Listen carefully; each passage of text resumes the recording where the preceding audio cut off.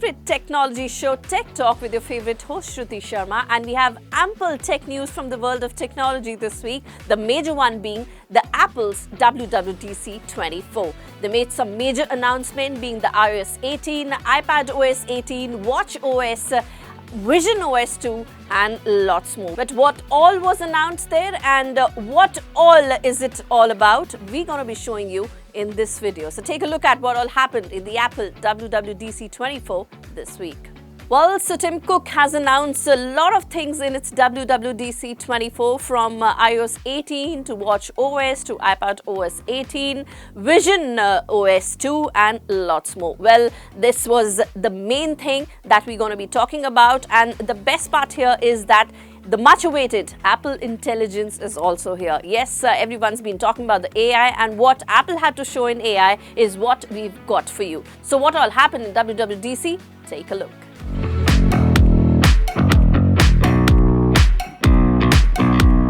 Wow, that was so cool. Good morning.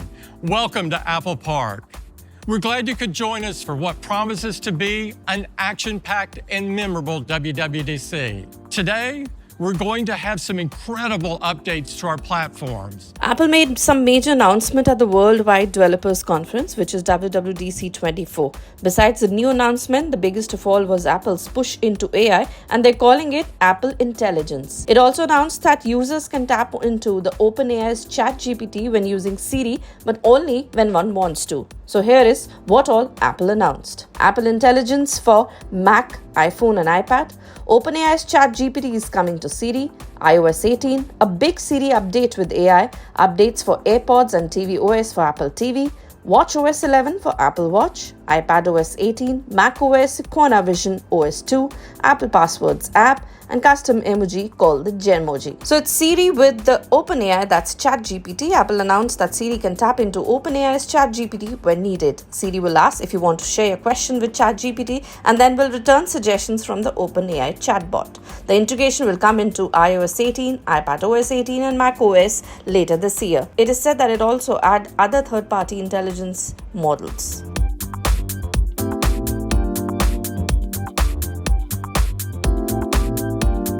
Apple's new emojis that are Genmoji. Yes, Apple introduced a new form of custom emojis called Genmoji, and users can create their own emojis using Apple's AI. Apple AI enhancements in writing. Apple's improves in rewriting your existing copy, change the tone of language, summarize a message in TLDR format, and pen smart replies to messages. You can now use Siri via text, correct your statements in real time, and offer a new look that's more tightly integrated into the operating system. Now it's new Siri with AI. Siri will be powered by Apple Intelligence. Siri will be able to answer thousands of questions about how to use your Apple device. Well, what more AI can do?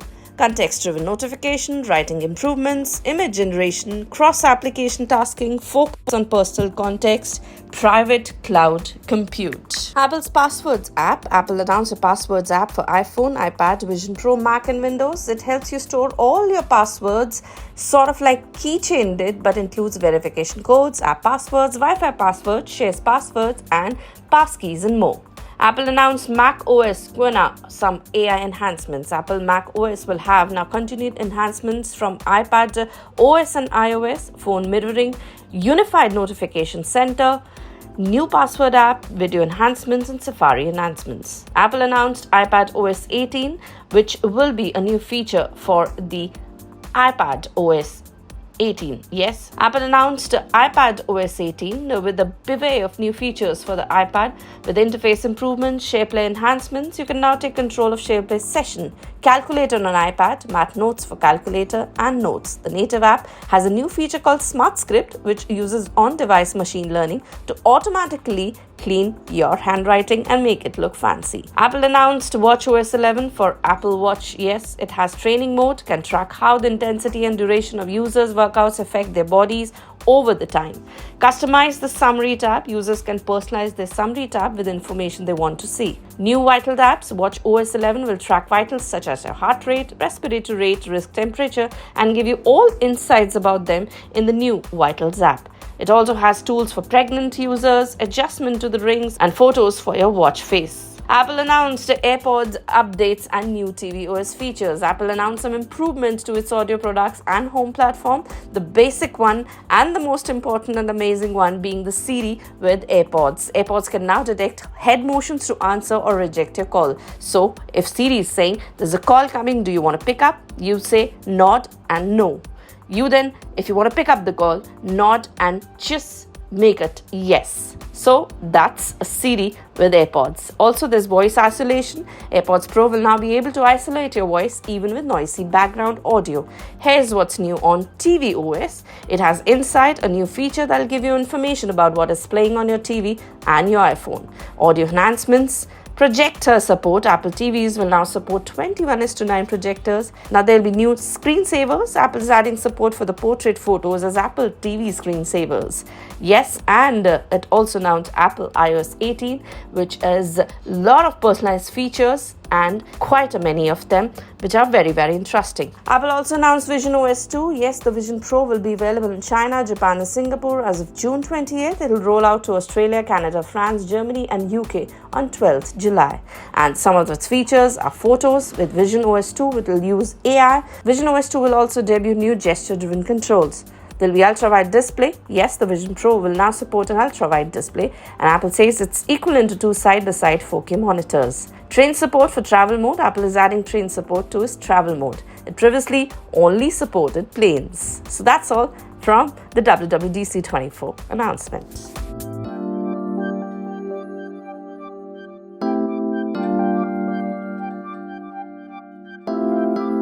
So yes, so these were the major announcements at the WWDC 24, and the major one that we were going to be talking about is, of course, the iOS 18. Yes, something that all the iPhone users have been waiting for and do wait the year long. Well, here is the iOS 18 quick features that you're going to be talking about, and that's going to be coming to your iPhone very soon. So iOS 18 is something that everyone's been waiting for, and this was the main highlight of the WWDC 24 that happened, and we're going to be telling you quickly about all the iOS 18 features that you're going to be experiencing very soon on your iPhones. Yes, everyone's been waiting for it. Some amazing AI that you'll get to see on your smartphones, be it talking to your smartphone and the smartphone responding. Yes, so that's the kind of features that are going to be there in the iOS 18. Let's take a quick look and tell you about all these features.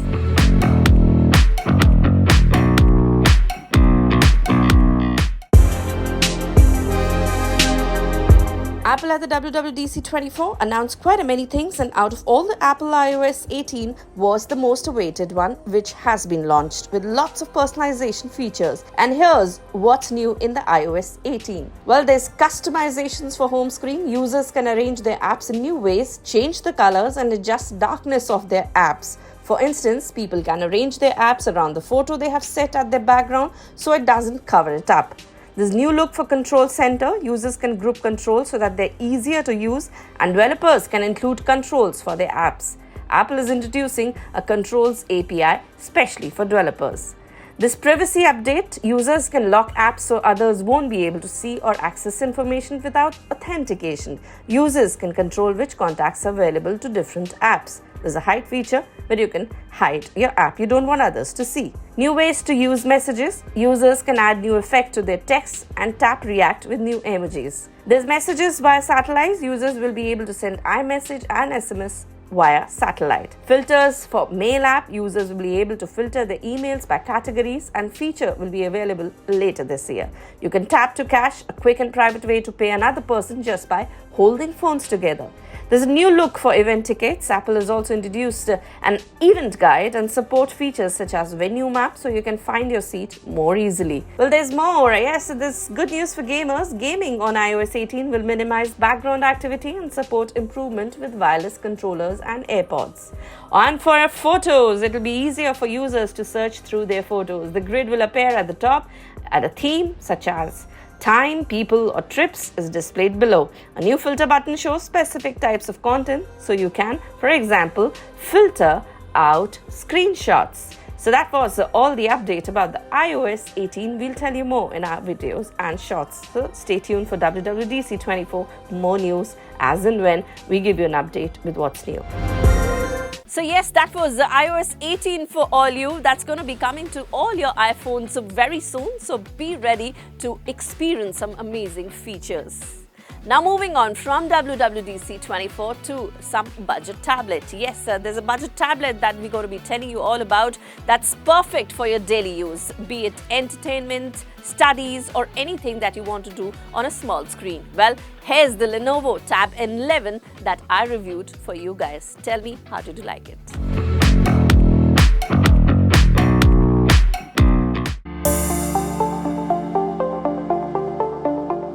An affordable tablet for reading, studying, entertainment with a big screen is what Lenovo Tab M11 is all about.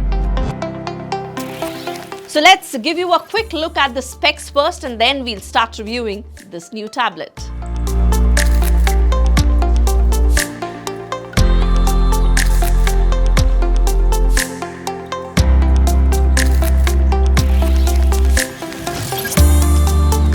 So we showed you the spec sheet of the Lenovo Tab N11, and before we start the review, let me also tell you that it comes in two models, the Wi-Fi only and LTE support. So let me tell you that it's 17,999 for the Wi-Fi only and rupees 21,999 for the LTE support. And yes, this one comes with a pen itself. First up, the design of the Lenovo M11. This has a very clean and simple yet impressive look. The screen is quite big enough for the daily usage. Pretty lightweight it is with 465 grams and has a thickness of about just 715 mm. The tablet comes in a single color only, which is seafoam green color, but the matte finish and the sleekness makes it quite classy and good. So if you're looking for the color option, well, there's only one. On the back, there's a single 13 megapixel camera and set of buttons as usual, along with set of speakers. Also, not to forget the 3.5 mm headphone jack, which is a good thing to be given in a tablet. It's nice to have the option to plug in some wired headphones instead of always relying on your Bluetooth. So well, it's sure a sturdy device and so it makes it easy to carry it around. Well, moving on to the display now, it's an 11-inch display and is definitely good size for any tablet that you would be seeing anything. The screen is nice and sharp with clear pixels and a decent range of colors that you got on the display. I used the tablet rigorously for around 10 days and for daily activities, everything was fine, but I feel that the brightness could have been a little better. The display screen is also a bit reflective, though at high level also there seems to be a little glare, but overall it's fine and decent to use. That glare factor needs to be managed but. The tablet held up great for my everyday use, streamed a lot of videos and has an impressive picture quality as well. It's good, rich in colors, there was no lag, even the multitasking was very good.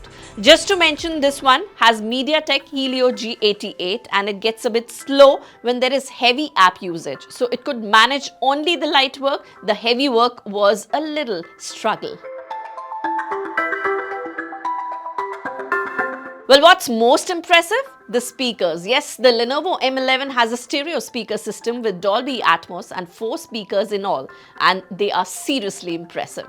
The audio output is loud, clear and very sharp. You take a look at a video and an audio output and figure out how good it was.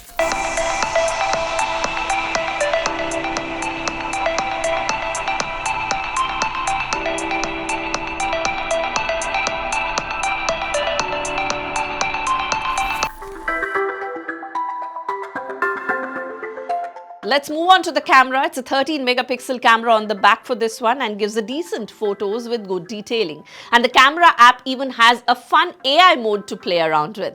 Well, the front camera is 8 megapixel and it still performs well. With LTE support, this variant also includes a stylus for writing, doodling or for digital artists to create some impressive digital artwork. And just for your information, this does not support finger recognition. So if you have to use the stylus to doodle, you have to use the stylus and there's no way out.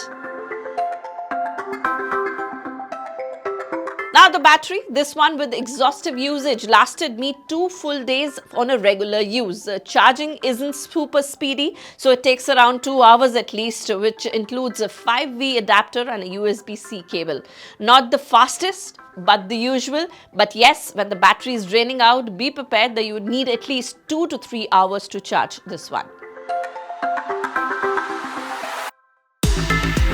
And now the final thing, Lenovo M11 खरीदनी चाहिए या नहीं, tablet ढूंढ रहे हैं कुछ. Impressive choice for anyone seeking an affordable yet a performance-driven tablet. Not great for gaming though and hardcore digital artists, but for everyday stuff like studying for your kids, students, casual, drawing, watching videos, browsing the web and more, this one is perfect. The performance, like we told you, is decent. The cameras are very impressive.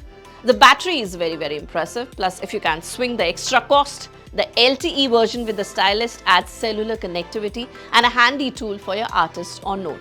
So do buy the one which has stylus is what I would suggest. So overall, the Lenovo M11 is a solid choice for anyone who needs a reliable and an affordable tablet. So you can go for it.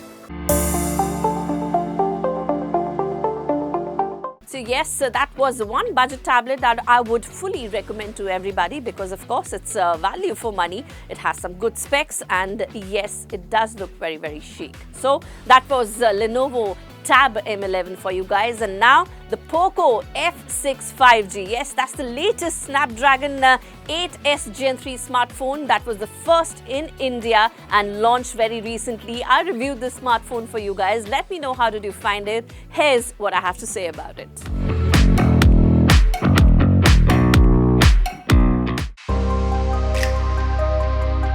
Okay, so I have the Poco F6 5G with me and it's created quite a buzz, and the reasons, well, the reasons are the design, the performance, first ever to have a Snapdragon 8S Gen 3 chipset, and the killer pricing. So should you be buying it? Let's find out in this quick review.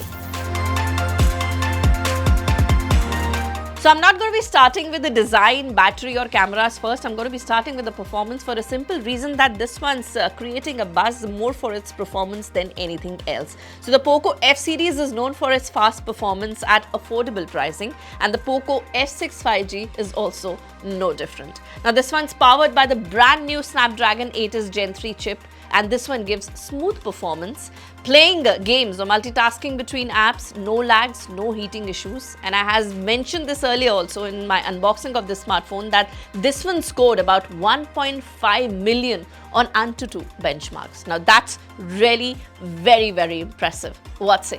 And yes, performance wise, why I wanted to tell you this also because this is the first phone, पहला ऐसा phone है जिसमें भारत में Snapdragon 8S Gen 3 chipset दिया गया है. Let's move on to the display now. The 6.67-inch AMOLED display offers a very sharp 1.5K resolution with about 1220s to 2712p, and it's a flat display and very impressive to say so. Everything was indeed impressive to watch on the screen for a simple reason. It's a flat display. That's my favorite, which goes with decent color option. Also, the 120Hz refresh rate was a breeze with no jitters to scroll all the way, and so on the display front, this one gets a full marks and looks quite chic, big and good. Okay, now moving on to cameras. Let me tell you that this one might not be the absolute best camera phone out there, but did give some impressive shots. So I thought before I tell you about the camera, I should be telling about disclaimer also. Yes, this packs a punch in photography department though. The main attraction is of course the 50 megapixel Sony IMX882 sensor, which captures crisp and detailed photos in most lighting condition. And also it gives OIS that helps reduce the blur in the final output. There's also another lens that's 8 megapixel secondary sensor and a good 20 megapixel front camera for selfies and video calls. So I'm not going to talk much about the camera here. I'm going to talk about the clicks here. I'm going to show you the clicks so you be your own judge and see how did it fare in the camera department. And also you can let me know how did you find the camera for that matter.